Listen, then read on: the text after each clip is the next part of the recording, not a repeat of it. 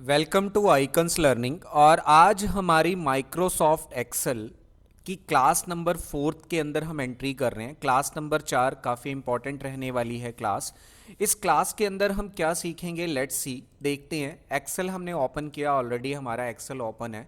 और इस एक्सेल के अंदर हम आज सीखेंगे कि नॉर्मली हमारा ये जो नंबर सिस्टम है ये कैसे काम करता है और नंबर सिस्टम का हम यूज़ कैसे कर सकते हैं। और इस क्लास में आज हम ये भी सीखने वाले हैं कि ये सेल स्टाइल क्या होता है, देन फॉर्मेट टेबल क्या होता है, कंडीशनल फॉर्मेटिंग हम नेक्स्ट वीडियो में सीखेंगे। काफ़ी लेंथी क्लास होने वाली है इसकी, इसलिए आज हम सबसे पहले स्टार्ट करते हैं नंबर सिस्टम को।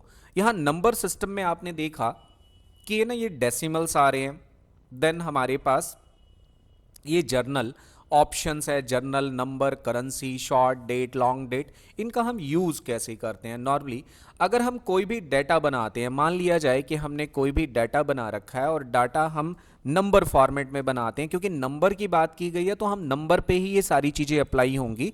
हमने कोई भी नंबर यहाँ पे स्पेसिफाई किए, जैसे 75, 65, देन 95, 75, देन 45 एंड देन 84। आपने ये 5-6 नंबर स्पेसिफाई कर रखे हैं और आप ये चाहते हो कि नंबर के साथ ना डेसिमल लग के आ जाए, डेसिमल यानी दशमलव लग के आ जाए।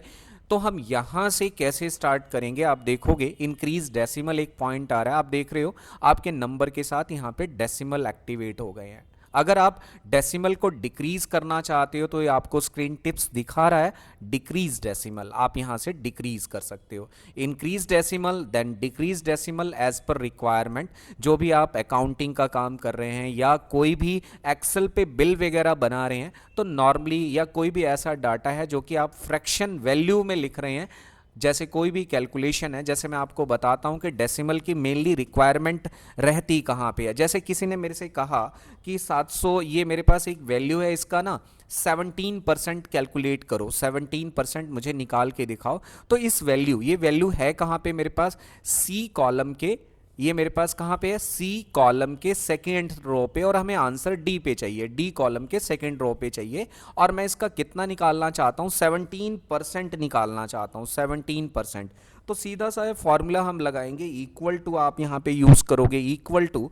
और जैसे आप यहां पे इक्वल टू प्रेस करोगे, देन आपने इस सेल को सिलेक्ट करना है और मल्टीप्लाई के लिए स्टार एंड देन 17 लिख के परसेंटेज का साइन लगा देना है शिफ्ट के साथ, और एंटर करोगे तो आपने देखा कि ये फ्रैक्शन में वैल्यू आ रही है। अगर मैं कंप्लीट इंक्रीज करके देखता हूं तो आप देखो यहां से ये फ्रैक्शन में वैल्यू आ गई है। अगर मैं ये डेसिमल बंद कर देता तो मुझे एग्जैक्ट वैल्यू का ना पता चलता कि भाई मेरे पास कितने डेसिमल प्लेसेस तक मेरे पास वैल्यू हैं। तो इसलिए हम इंक्रीज एंड डिक्रीज डेसिमल का यूज करते हैं। बेसिकली अगर हम कोई भी इस तरह की मैथमेटिकल कैलकुलेशन कर रहे हैं जो कि फ्रैक्शन में आ रही है, डायरेक्टली वैल्यू अगर इस तरह से लिख रहे हो तो आप directly increase and decrease decimal use कर सकते हो। नाउ नेक्स्ट है हमारे पास कोमा सेपरेशन। नेक्स्ट हमारे पास क्या है, कोमा। आप देखो कोमा स्टाइल है। अगर हम कोई भी वैल्यू लिखते हैं, कंटिन्यू, एक मैंने डम्मी वैल्यू लिखी है और आप देखो कोई भी आपने वैल्यू लिखी है, यहाँ पे मैं इस तरह से कोई भी वैल्यू लिख रहा हूँ और इन वैल्यूज को देखो, यहाँ पे डेसिमल ऑप्शन यूज कर रखा है इसलिए डेसिमल आ रहा है। अगर मैं यहाँ पे डेसिमल ऑप्शन यूज नहीं करता तो यहाँ पे डिक्रीज डेसिमल या ऐसे इस तरह से वैल्यू आती। मैं कोमा सेपरेशन सिखा रहा हूँ, आपने एरिया सेलेक्ट करना है और पर्टिकुलर आप कोमा लगा सकते हो। आप कोमा लगाया आपने तो ये हैश का साइन आ जाएगा, ये कॉमन प्रॉब्लम है। आप इसकी विड्थ को इंक्रीज करोगे या डबल क्लिक करोगे तो ऑटोमेटिकली आपका क्या है, आपकी वैल्यू किस फॉर्म में आ जाएगी, अकाउंटिंग के अंदर आ जाएंगी। आपने कोमा सेपरेशन करते देखो अपने आप नंबर सिस्टम किस में पहुंच गया, हमारा अकाउंटिंग नंबर सिस्टम कहलाता है। जब भी हम कोमा सेपरेट कर देते हैं या करेंसी लगा लेते हैं तब भी वो क्या होगा, कोमा सेपरेट करके आपको दिखाएगा। तो ये था कोमा सेपरेशन हम कैसे कर सकते हैं। नाउ अगर आप किसी भी सेल वैल्यू या नंबर पे आप क्या करना चाहते हो, परसेंटेज का साइन लगाना चाहते हो, जैसे मैंने ये वैल्यूज लिखी हैं और इसमें मैं ना परसेंटेज का साइन यहां से लगाता हूं, तो हमारे सामने प्रॉब्लम क्या आएगी। अगर मैं यहां से परसेंटेज का साइन यूज करता हूं तो ये नंबर्स को ना ये 100 से मल्टीप्लाई कर तो देगा और सिंबल भी लगा देगा। इसकी शॉर्टकट की भी होती है कंट्रोल शिफ्ट और आप परसेंटेज साइन यूज करोगे तो इस तरह से परसेंटेज, आपने देखा कि आपके सामने ये जो जैसे ही आपने यहां से परसेंटेज यूज किया है तो इसे 100 से मल्टीप्लाई कर दिया, लेकिन मुझे ऐसा नहीं चाहिए था, मुझे तो सिंपल वैल्यू लाइक दैट इस तरह से चाहिए थी कि परसेंटेज अगर मुझे हटानी है तो मैं हटा भी सकता हूं, यहां से आप जर्नल नंबर करोगे तो ये जर्नल नंबर है। मुझे ना 54% चाहिए या 445% चाहिए, तो हम यहां से यूज नहीं करेंगे, हम इस वैल्यू को डिलीट कर देते हैं।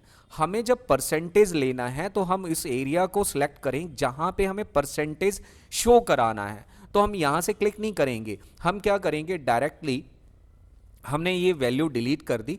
वैल्यू डिलीट होने के बाद अब आप यहां से डायरेक्टली इस पे क्लिक करोगे, अब अगर आप कोई वैल्यू लिखोगे तो आप देखो परसेंटेज में ही शो कर रहा है, यहां पे उसने 100 से मल्टीप्लाई नहीं किया। तो एक्सेल के अंदर ये ध्यान रखने वाली बात है कि अगर हम डायरेक्टली किसी भी वैल्यू के ऊपर परसेंटेज अप्लाई करेंगे तो क्या होगा, 100 से मल्टीप्लाई कर देगा और परसेंटेज का सिंबल रखेगा। लेकिन अगर हम किसी ब्लैंक एरिया पे परसेंटेज अप्लाई करेंगे तो क्या होगा कि आप जो भी वैल्यू लिखोगे उसी के साथ परसेंटेज वैल्यू लग के आएगी, जैसे मैंने अभी आपको एग्जांपल में समझाया। नाउ अगला आता है अकाउंटिंग नंबर सिस्टम होता है। अकाउंटिंग नंबर सिस्टम मीन्स जैसे हम कोई भी नंबर लिखते हैं तो उस नंबर के साथ ना हम करेंसी लगाते हैं, तो उसको बोलते हैं अकाउंटिंग नंबर सिस्टम। करेंसी लगाने का मतलब करेंसी सिंबल यूज करते हैं। अब जैसे यहाँ पे क्या है, डॉलर का साइन है, आप जैसे इस पे क्लिक करोगे तो ये देखो ऑटोमेटिकली आपका डॉलर का साइन आ गया है और ये आपके वैल्यूज किसके साथ है, करेंसी के साथ शो कर रहा है। अब आपके माइंड में क्वेश्चन अराइज हो रहा होगा कि यही वैल्यू मुझे इंडियन रुपीस सिंबल के साथ शो करानी है तो वो कैसे करेंगे। तो हमें क्या करना है, यहां पे अगर आप करेंसी सिंबल लेना चाहते हो तो आप नॉर्मली कहाँ जाओगे, ये देखो छोटा सा एक नंबर सिस्टम आ रहा है, यहाँ पे आपने क्लिक करना है और जैसे ही आप इस पर क्लिक करोगे तो आपके सामने फॉर्मेट सेल ऑप्शन एक्टिवेट हो जाएगा।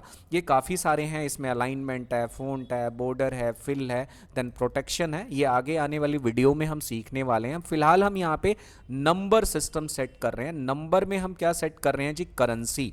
तो करेंसी को हमने यहाँ पे इंडियन रुपीस का सिंबल लेके आना है, तो आप यहाँ पे सिंबल में जाओगे और यहाँ पे डिफरेंट कंट्रीज के आपके सामने सिंबल हैं। हमने क्या लेना है, इंडिया हिंदी में हमारा लिखा हुआ है जो सिंबल है, चाइनीज़ है, अलग अलग शो करेगा, हिंदी में है वो हम उसे फाइंड करेंगे। आप देखोगे यहाँ से हिंदी अल्फ़ाबेटिकली शो कर रहा है, देखो आ गया हिंदी रुपीज़।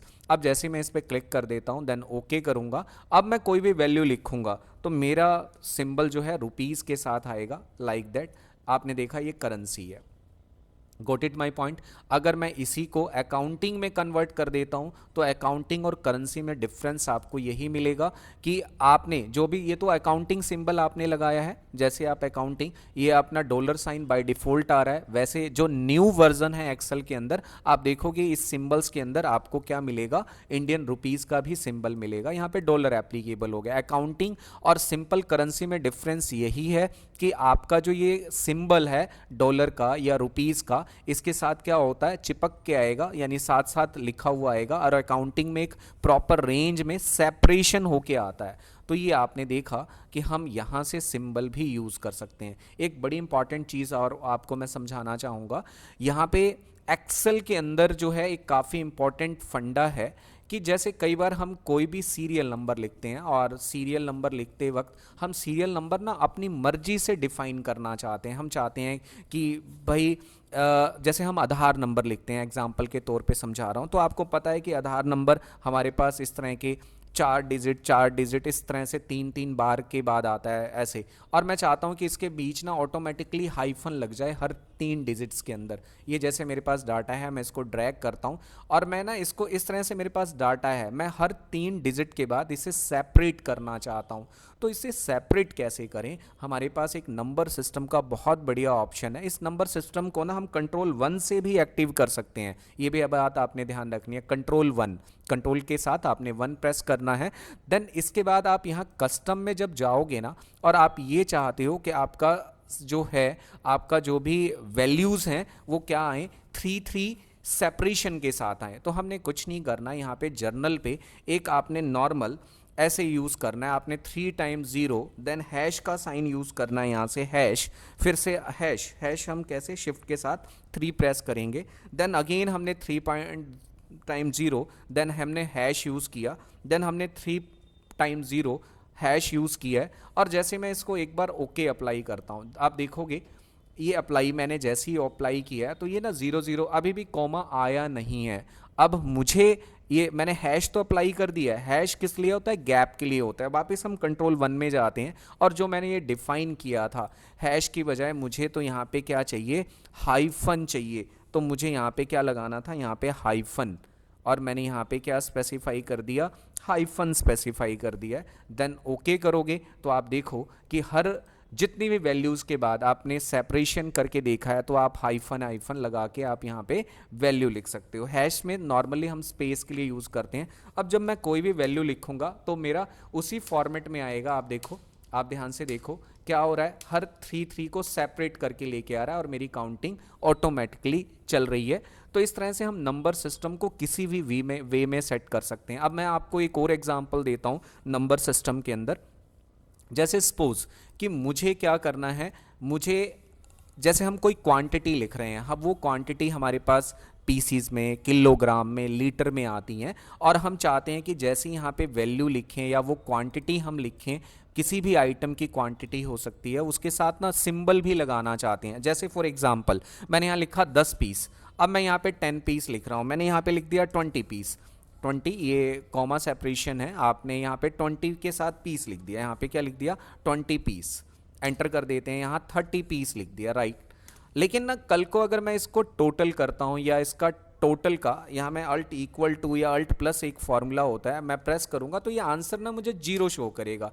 रीज़न क्या है कि ये न्यूमेरिक और टेक्स्ट को प्लस नहीं करता। तो हमारे पास इस नंबर सिस्टम के अंदर एक ऑप्शन है, जिस ऑप्शन की हेल्प से हम क्या करेंगे, वापस किसी भी क्वांटिटी को उसके सिंबल के साथ टोटल भी करा सकते हैं, सम भी कर सकते हैं। प्लस आप देखोगे जैसे नॉर्मली मैं लिखना चाहता हूँ किलोग्राम, 100 किलो, 200 या 10 पीस, 12 पीस, 15 पीस, इस तरह से लिखना चाहता हूँ तो कंट्रोल 1 प्रेस करूँगा, देन कस्टम में जाऊँगा, और कस्टम में जाने के बाद आपने एक यहाँ पे क्या यूज़ करना है, नॉर्मली मैंने यहाँ पे हैश यूज़ किया। नॉर्मल हम सबसे पहले क्या यूज़ करेंगे, हैश, और हैश लगाने के बाद आपने यहाँ पे डबल कॉट या स्पेस दे देंगे। डबल कॉट के अंदर अगर मैं किलोग्राम लिखना चाहता हूँ तो मैं केजी लिख दूंगा, और जैसे ही मैं इसे ओके करूँगा तो आप देखो यहाँ पे जैसे ही मैंने यहाँ पे 5 लिखा तो 5 केजी लिखा हुआ आ रहा है, 6 लिखा 6 केजी, 150 केजी, और यहाँ पे मैंने 65 केजी। अगर मैं इसका टोटल निकालना चाहता हूं कि टोटल केजी हुए कितने हैं,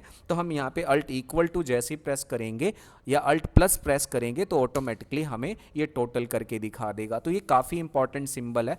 अब मैं पीसीज की, इसकी जगह मैं पीसीज यूज़ करना चाहता हूँ तो कुछ नहीं करना, आपने वहाँ पे जिस रेंज पे, जिस एरिया पे आपको आप चाहते हो कि ऑटोमेटिकली क्वांटिटी के साथ सिंबल भी शो करे, पीसीस, किलोग्राम, लीटर, मीटर, तो इसके लिए वापस आपने कंट्रोल 1 कमांड प्रेस करनी है, और जहां केजी लिखा था डबल कॉट के अंदर वहां पे आप पीसीस लिख दोगे, लीटर लिख दोगे, जो भी आपका सिंबल है, देन ओके करते हैं।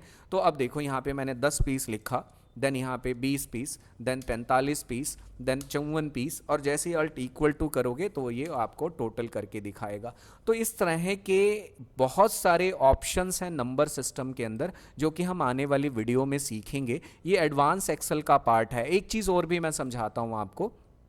कई बार क्या होता है कि हमें ना इंटरव्यू में पूछ लिया जाता है कि आप ना 005 लिख के दिखाओ, तो हम 005 लिख नहीं सकते, एंटर करते ही 5 आ जाएगा। अगर हमें 005 लिखना है तो कीबोर्ड में ना एक सिंगल कॉट होता है, सिंगल कॉट एंटर के आसपास होगा, ये ऐसे सिंगल कॉट यूज़ करना है आपने, और यहाँ पे जैसे मैं लिखना चाहता हूँ 005 तो ऑटोमेटिकली लिखा जाएगा। यानी ये वाला सेल जो है ना मेरा टेक्स्ट फॉर्मेट में कन्वर्ट हो गया है, मीन्स यहाँ पे एरर शो करेगा ये, लेकिन प्रिंटिंग के अंदर देखेंगे तो ये शो नहीं होगा। प्रिंट देखने के लिए हम क्या यूज़ करते हैं, कंट्रोल के साथ F2 प्रेस करते हैं, आप देखोगे प्रिंट के अंदर वो ग्रीन सिंबल नज़र नहीं आएगा। आप जैसे ही देखोगे तो नहीं आएगा प्रिंट ग्रीन सिंबल।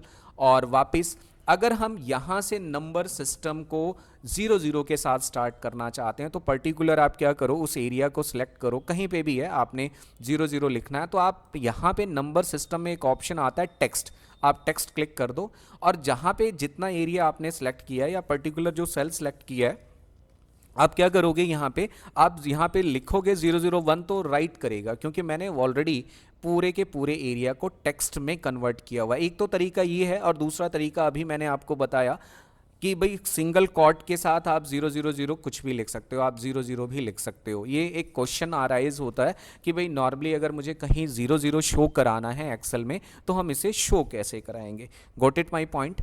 नाउ अगला क्या है हमारे नंबर सिस्टम के अंदर, ये हमने कस्टम किया था। नाउ और भी हमारे पास ऑप्शन है, शीट नंबर 1 2 3, देन 3 पे हम जाते हैं और मैं बाकी फर्दर आपको ये समझाता हूँ जर्नल के अंदर क्या है। अब हम नॉर्मली कोई भी नंबर लिखते हैं तो ये जर्नल नंबर कहलाते हैं, ये जर्नल नंबर है। अगर मैं सेकंड ऑप्शन यूज करता हूँ नंबर सिस्टम, नंबर या general both are same thing. अगर मैं यहाँ पे क्लिक करता हूँ और यहाँ पे इसको नंबर सिस्टम में कन्वर्ट करता हूँ तो आपको यहाँ पे क्लिक किया, जैसे मैंने नंबर पे क्लिक किया तो डेसिमल के साथ आएगा, तो it is not a same thing. आपने देखा कि आपको तो नज़र आ रहा था कि भाई जर्नल तो जर्नल में डेसिमल नहीं आ रहा, नंबर में डेसिमल के साथ आएगा।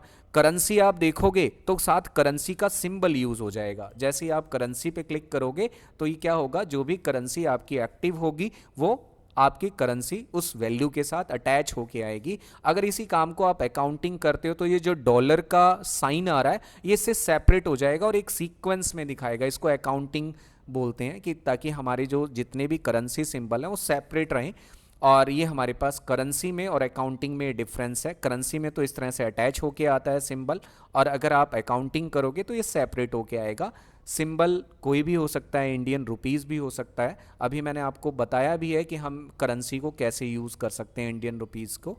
अगला क्या है, शॉर्ट डेट। अगर हम कोई भी डेट लिखते हैं तो डेट लिखने का लोगों का अलग अलग तरीका हो सकता है, लेकिन कंप्यूटर में मोस्टली ना डेट MMDDY फॉर्मेट में होती है। MM का मतलब पहले मंथ लिखा जाता है, देन यहाँ पे डेट लिखी जाती है, देन ईयर लिखा हमने, ये शॉर्ट डेट है। ये एक तरीका है शॉर्ट डेट। किसी भी नंबर को आप शॉर्ट डेट में लिख सकते हो, ये शॉर्ट डेट है हमारी। अगर नंबर है, अगर मैं किसी भी नंबर को डिफाइन करता हूँ, लिखा मैंने यहाँ पे और यहाँ पे हमने क्लिक कर दिया शॉर्ट डेट के ऊपर, तो आप देखोगे ये शॉर्ट डेट आ गई है, डेट के फॉर्म में शुरू हो गया। 1900 से हमारी डेट स्टार्ट कर रहा है कंप्यूटर, तो 1900 ये पहला किसी भी नंबर को 19 से ही डिफाइन कर रहा है, ईयर चेंज नहीं करेगा। हाँ, लेकिन आप किसी भी डेट को लिखोगे तो अब हमेशा, अगर मैं डिलीट भी कर देता हूँ ना और कोई भी वैल्यू लिखता हूँ तो हमेशा ये एरिया डेट फॉर्मेट में ही रहेगा, क्योंकि मैंने इस सेल को किस में कन्वर्ट कर दिया है, डेट के अंदर। ये बात ध्यान रखनी है। इसे हटाना है तो आपको क्या करना पड़ेगा, इसे जर्नल स्पेसिफाई करना पड़ेगा, तभी आपका ये डेट फॉर्मेट हटेगा। ये बात आपने ध्यान रखनी है एक्सेल के अंदर। अगला क्या आता है हमारे पास, लॉन्ग डेट। अब जैसे मैंने ये डेट लिखी है कि आज 20th है, तो मैं 20th जनवरी को लॉन्ग में शो करना चाहता हूँ, तो आप देख सकते हो कि ये ट्यूसडे जनवरी 2026 शो कर रहा है आपके पास, तो ये हमारे पास लॉन्ग डेट है। वैसे ही अगर हम किसी भी पर्टिकुलर नंबर को टाइमिंग में कन्वर्ट कर रहे हैं तो आप देखोगे जिस सेल को आपने सेलेक्ट किया है तो यहाँ पे टाइम फॉर्मेट में शो करेगा। देखो टाइम फॉर्मेट, आप यहाँ से डिलीट करके दोबारा भी कोई वैल्यू लिखोगे ना तो हमेशा वो टाइम फॉर्मेट में ही आएगा। ये आपने ध्यान रखना है। इसको नॉर्मल करने के लिए आपने क्या करना है, इसे जर्नल जरूर करना है, नहीं तो आपका क्या होता रहेगा, जितना एरिया सिलेक्टेड है और आपने time format number system apply किया है तो टाइम ही आएगा। और ये परसेंटेज का अभी मैंने आपको समझाया है, बाहर भी दे रखा है। अगर आप किसी भी वैल्यू पे यहाँ से परसेंटेज अप्लाई करते हो तो नॉर्मल 100 से मल्टीप्लाई कर रहा है एंड देन परसेंटेज शो कर रहा है। मैंने आपको ये भी बताया कि अगर आपने परसेंटेज वैल्यू लिखनी है तो पहले उस एरिया को सिलेक्ट कर लो और उसके बाद आपने इस परसेंटेज पे या बाहर वाले परसेंटेज पे क्लिक करना है। अब मैंने क्लिक कर दिया, मैं नॉर्मल वैल्यू लिखूंगा तो वो 6% ही स्पेसिफाई कर रहा है। डेसिमल प्लेसेस हमने जो भी हटाने हैं लगाने हैं तो ऑलरेडी मैं आपको ये सिखा चुका हूँ, increase and decrease decimal. Now the fraction में, यहाँ फ्रैक्शन एंड साइंटिफिक ये दोनों वैल्यूज आपके सामने यूज नहीं होंगी। मैंने 9 लिखा। फ्रैक्शन का मतलब होता है किसी भी बटे में लिखना, ये देखो 1/2 1/5 लाइक दैट, ये फ्रैक्शन में यूज नहीं होगा। साइंटिफिक करूंगा तो ये एक्सपोनेंशियल फॉर्म में कन्वर्ट कर देगा। किसी भी वैल्यू को आप लेंथी वैल्यू और इसको साइंटिफिक फॉर्म में कन्वर्ट करते हो, एक्सपोनेंशियल वैल्यू शो करता है। ये देखो अगर यहाँ पे स्पेस कम है तो वो क्या करेगा, ऑलरेडी आपको एक्सपोनेंशियल या हैश शो कर देगा, हैश। तो आपने घबराना नहीं है, इसका मतलब यहाँ स्पेस कम है, डबल क्लिक करोगे ये नॉर्मल हो जाएगा। तो ये क्या था हमारे पास नंबर सिस्टम कैसे काम करता है। जैसे मोर नंबर फॉर्मेट्स पे जाओगे तो वही फॉर्मेट सेल ऑप्शन एक्टिवेट हो जाएगा। इसमें मैंने बताया है कि बहुत सारी कमांड्स हैं जिसे हम आने वाली एडवांस एक्सेल की क्लासेस में सीखने वाले हैं, तो इसलिए आप देखते रहें YouTube channel icons learning. Now अगली हमारी इसी के अंदर अगला क्या है हमारे पास, नेक्स्ट अब मैं आपको समझाता हूं कि ये फॉर्मेट टेबल और सेल स्टाइल क्या होता है। सेल स्टाइल का यानी एक बॉक्स को हम सेल बोलते हैं एक्सेल के अंदर। जैसे मैं शीट नंबर 4 पे जा रहा हूं, इसको समझाने के लिए मैंने एक ये सेल सेलेक्ट किया। ये सेल एक एक डब्बा हमारे लिए सेल कहलाता है। सेल मैं पर्टिकुलर सेल स्टाइल बनाना चाहता हूं। जैसे हमने कोई भी डाटा टाइप किया, जैसे मैं कोई भी डाटा, जैसे मैं छोटा सा एक डाटा टाइप कर देता हूं नेम, और यहाँ पे मैंने यहाँ पे लिख दिया सिटी डिफाइन कर दिया। नेम में मैंने यहाँ पे राम, देन श्याम, ये तीन, राम श्याम भगवान का हम नाम ले रहे हैं, देन मोहन, और मैंने यहाँ पे मोहन स्पेसिफाई कर दिया। यहाँ सिटी रोहतक डाल दिया, देन दिल्ली, देन रोहतक। आपने देखा ये मेरे पास एक डाटा है और मैं इस पर्टिकुलर एक सेल का स्टाइल बदलना चाहता हूँ। मैं चाहता हूँ कि जैसा स्टाइल लगाऊँ ना, बाकी बनाने वाले जितने भी मैंने डॉक्यूमेंट्स बनाने हैं उसी स्टाइल को मुझे यूज़ करना है। एक अपना एक स्टाइल होता है ना कि मेरा स्टाइल है, मैं इस स्टाइल को यूज़ करना चाहता हूँ। तो हम क्या यूज़ करेंगे, सेल स्टाइल में जाएंगे। ये बाय डिफ़ॉल्ट हमें सेल स्टाइल दे रखे हैं टाइटल एंड हेडिंग्स के लिए। आपने देखा बैड कलर कम्बिनेशंस को शो करा रखा है, डाटा एंड मॉडल्स के लिए शो कर, जो भी आपको सेल स्टाइल लगता है बेटर आप उस पर क्लिक करोगे। ये क्लिक कर दिया तो ये मेरा सेल स्टाइल एप्लीकेबल हो गया नेम। लेकिन मैं ऐसा नहीं चाहता, मैं चाहता हूँ नन। अब मैं सेल स्टाइल नॉर्मल करना चाहता हूँ तो नॉर्मल हो गया। मैं तो अपना खुद का नया स्टाइल बनाना चाहता हूँ कि भाई पर्टिकुलर मुझे वही स्टाइल चाहिए जो कि मैं जितना भी डॉक्यूमेंट बनाऊं या एक्सेल में जो भी मैं प्रोफेशनली काम कर रहा हूं, मेरी हेडिंग उसी स्टाइल में आनी चाहिए, या मेरा जो मैटर है उसी कलर फॉर्मेट या शेडिंग में आना चाहिए। तो हम यहाँ पे सेल स्टाइल में जाते हैं और न्यू सेल स्टाइल पे आपने क्लिक करना है। जैसे न्यू स्टाइल सेलेक्ट करोगे तो मैंने अपना नाम स्पेसिफाई कर दिया। मेरा नाम तो सेल्फ सुशील है, लेकिन मैं यहाँ पे आइकन स्टाइल डिफाइन कर रहा हूँ, आइकन्स। और यहाँ पे फॉर्मेट पे क्लिक करेंगे। जैसे हम फॉर्मेट पे क्लिक करो तो देखो फिर से फॉर्मेट सेल ऑप्शन एक्टिवेट हो गया। अब आपने फ़ॉन्ट में जाना है। फ़ॉन्ट में आप अपना खुद का स्टाइल यहाँ से बना रहे हो। आपने कहा कि मेरा मैटर एरियल ब्लैक आना चाहिए, जैसे प्रीव्यू भी दिखा रहा है। मेरा मैटर हमेशा ब्लू कलर का होना चाहिए, डार्क ब्लू आपको दिखा रहा है ये। और मेरे मैटर का साइज़ हमेशा 12 होना चाहिए और थोड़ा सा इटैलिक चाहिए मुझे। तो जैसा भी आपने स्टाइल डिफाइन किया है जिसका नाम आइकन्स है, देन ओके करोगे तो देखो पर्टिकुलर उस सेल स्टाइल हमने एक नया बना लिया। देखो ये रहा आइकन स्टाइल जो मैंने बनाया था, ये आइकन स्टाइल है, ये देखा आपने। अगर मैं इस अपने स्टाइल को कहीं पे भी अप्लाई करना चाहता हूँ तो यहाँ पे क्लिक करूँगा और जैसे आइकन्स पे क्लिक करूँगा तो वो उसी स्टाइल में, मुझे बार बार यहाँ पे बोल्ड इटैलिक अंडरलाइन रिक्वायरमेंट नहीं है। जब भी मेरा अपना स्टाइल लेना होगा मैं सेल स्टाइल में जाऊँगा और इसे अप्लाई कर लूँगा। तो आपने देखा कि हम सेल स्टाइल कैसे बना सकते हैं। अगर आपने इस सेल स्टाइल जो आपने बनाया है इसे रिमूव करना चाहते हो तो राइट क्लिक करके आप क्या कर सकते हो, एक तो मॉडिफाई भी कर सकते हो, इसकी डुप्लीकेसी भी कर सकते हो और इसे डिलीट भी कर सकते हो। मॉडिफाई करोगे तो स्टाइल सेल स्टाइल में कलर कॉम्बिनेशन वगैरह चेंज कर सकते हो। अगर आप डिलीट करना चाहते हो तो राइट क्लिक करो और यहाँ पे आप डिलीट भी कर सकते हो। डुप्लीकेट करोगे तो एक सेल स्टाइल और आ जाएगा, उसका नाम बदल सकते हो आप। तो हमने यहाँ पे क्या कर दिया, डिलीट कर दिया, तो वो मेरा सेल स्टाइल डिलीट हो गया। और ये नॉर्मल जो बाय डिफ़ॉल्ट दिखा रहा है वो सेल स्टाइल हमें यूज़ करने के लिए डिफाइन कर रहा है कि भाई आप इसमें से कोई भी सेल स्टाइल यूज़ कर सकते हो।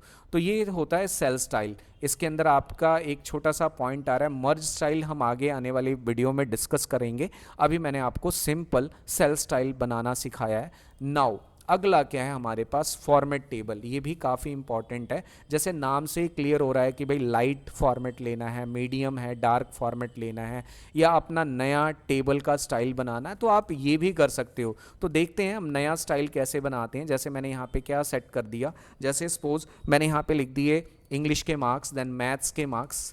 ये मैंने थोड़ा सा डाटा और इंक्रीज़ कर लिया है, 3 स्टूडेंट्स का डाटा है, ये मैंने ये वैल्यू डिफाइन की है यहाँ पे। और ये मैथ्स के मार्क्स, ये मैंने मैथ्स के मार्क्स डाल दिए हैं। अब मैं इसके ऊपर जो मैंने ये टेबल बनाई है, इस टेबल के ऊपर फॉर्मेट टेबल सेट करना चाहता हूँ। फॉर्मेट टेबल का मतलब कि भाई मेरा डिज़ाइन तो सिंपल इस वे में आना चाहिए। जो भी आपने लाइट लेना है, डार्क लेना है, तो जो भी आप स्टाइल लेना चाहते हो तो आप यहाँ से आप स्टाइल यूज़ कर सकते हो। जैसे मैंने ये स्टाइल सेलेक्ट कर लिया। कहता है कि इस टेबल को जैसे स्टार्ट किया तो ये कहता है कि क्या आपकी जो टेबल है उसके ऊपर हेडिंग बनी हुई है। तो मैंने यस कहा है कि माई टेबल हैज़ हेडर्स। अगर नहीं बनी हुई, सिंपल डायरेक्टली डाटा पे अप्लाई करना चाहते हो तो इस ऑप्शन को ऑफ करोगे तो ये क्या करेगा, उस हेडिंग्स पे अप्लाई नहीं करेगा। मैंने कहा कि नहीं, मेरे पास डाटा जो है ना उस पे हेडिंग्स हैं, मैंने इसे ओके कर दिया। अब जैसे ही आपने इसे ओके किया तो आप देखो कि एक ना नया डिज़ाइन ऑप्शन एक्टिवेट हो जाएगा। इसको हम एक्सप्लेन करेंगे लेकिन अभी बाद में। आपने देखा कि जैसे ही सेल स्टाइल लिया ऑटोमेटिकली क्या हो गया, इसका सेल स्टाइल एक्टिव हो गया। अब मैं यहाँ से ऑटोमेटिकली ये फ़िल्टर ऑप्शन भी एक्टिवेट हो जाते हैं। ये भी काफ़ी हम एडवांस एक्सेल में सीखने वाले हैं, फ़िल्टर कैसे लगाते हैं। फ़िल्टर मींस मुझे सपोज मान लो सिर्फ रोहतक का डाटा चाहिए तो मैं यहाँ से फ़िल्टर से ऑन ऑफ कर सकता हूँ। ये रोहतक का डाटा है, फ़िल्टर मैंने इस पर लगाया है, मैं यहाँ से क्या कर सकता हूँ, क्लियर फ़िल्टर, फ़िल्टर हटा भी सकता हूँ। और शॉर्टकट की भी होती है फ़िल्टर लगाने की और हटाने की, कंट्रोल शिफ्ट एल, जो अर्लियर मैं वीडियो में बता चुका हूँ। कंट्रोल शिफ्ट एल से हम फ़िल्टर लगा भी सकते हैं और हटा भी सकते हैं। मैंने आपको सिखाया है ये कि फ़िल्टर लगाना कैसे है और हटाना कैसे है। लेकिन इसका जो मैंने ये फॉर्मेट लगाया है, जो मैंने ये आपके सामने फॉर्मेट टेबल यूज़ की है, अगर मैं फर्दर आगे डाटा बनाऊंगा तो मेरा इसका सबसे बड़ा बेनिफिट यही है कि अगर आगे मैं कोई भी डाटा बनाता हूँ, जैसे मैंने नमीश लिखा यहाँ पे, तो अपने आप ना स्टाइल इंक्रीज होता जाएगा। जैसा जैसा हमने हरीश, तो हमें बार बार पूरे टेबल पे इस स्टाइल को एप्लीकेबल करने की रिक्वायरमेंट नहीं है। अगर मान लो कि मैं यहाँ पे एक नया कॉलम लेके इसका टोटल ले लेता हूँ, कंट्रोल प्लस, जैसे आप कंट्रोल प्लस करोगे ना तो एक लेफ्ट में कॉलम, एंटायर कॉलम आ जाएगा, लेफ्ट से कॉलम मैंने ले लिया। अगर मैं यहाँ पे कंट्रोल प्लस करता हूँ, देखो कंट्रोल प्लस किया, एक कॉलम आ गया। अब मैं इस कॉलम को यहाँ पे शिफ्ट कर देता हूँ, यहाँ से हम 4 एरो आई और मैं इसको शिफ्ट कर सकता हूँ। मैंने शिफ्ट कर दिया, ये कॉलम है। अब मैंने यहाँ पे टोटल का कॉलम बना लिया, ये टोटल है। सपोज मैं इसको टोटल का कॉलम डिफाइन कर लेता हूँ, टोटल। अब मैंने यहाँ टोटल लगाने के लिए यहाँ पे फॉर्मूला लगा दिया, अल्ट के साथ इक्वल टू। और जैसे आप अल्ट इक्वल टू करोगे तो आप देखोगे कि आपका ना जो आगे आने वाला डाटा है उसके ऊपर अपने आप ही फॉर्मूला एप्लीकेबल होता रहेगा। आप कोई भी यहाँ पे रोहतक लिखा आपने, आप देखो यहाँ से आप आगे फॉर्मूला लगाने की जरूरत ही नहीं है। आप जैसे डाटा नया टाइप करोगे, मैंने यहाँ पे अमन लिखा, एंटर किया, तो फॉर्मूला अपने आप एक्टिवेट होगा। तो ये क्या है, हमारे पास फॉर्मेट टेबल का हम यूज़ कैसे करते हैं। अभी मैंने टेबल, नई टेबल स्टाइल बनाना सिखाया नहीं है, सिंपली हम स्टाइल का कैसे यूज़ करते हैं। और आज हमने नंबर सिस्टम को कैसे प्रॉपर यूज़ करना है, क्या हमारी कमियां रहती हैं जब हम एक्सेल चलाते हैं, या क्या प्रॉब्लम आ सकती हैं, उस प्रॉब्लम को मैंने डिफाइन किया है बेटर वे से। होप सो कि आपको ये चीज़ें समझ आई होगी। तो welcome to again icons learning YouTube channel, आपका हमेशा स्वागत है इसके अंदर। आप इसी तरह की वीडियो को सीखने के लिए, देखने के लिए आप ज्वाइन कर सकते हैं icons learning YouTube channel. Thank you, thank you.